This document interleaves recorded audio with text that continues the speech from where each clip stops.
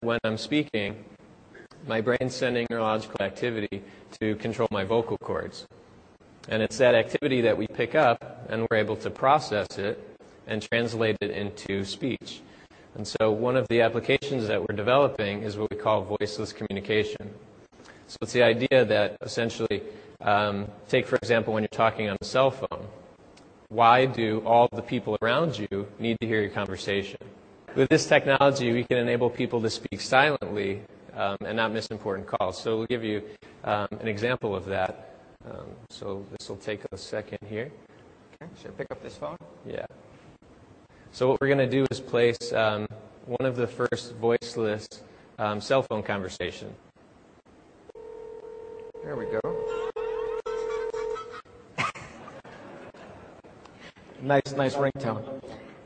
So hi, Mike. This is Mike Hames over at TI. Are you busy?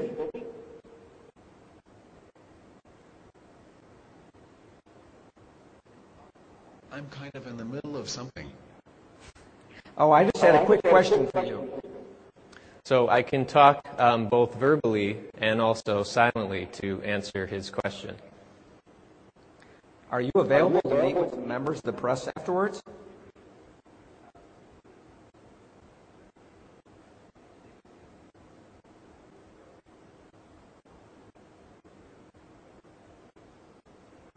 Yeah, definitely. Great. Thanks. Talk to you later.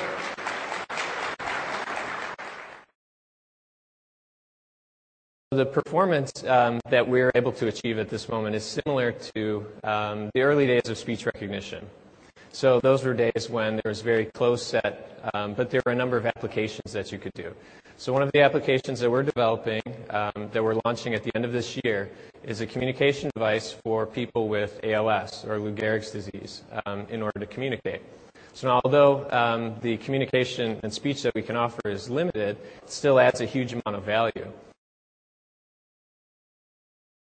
If you can capture what a person wants to say before they actually say it, there's a number of very powerful things that you can do with that.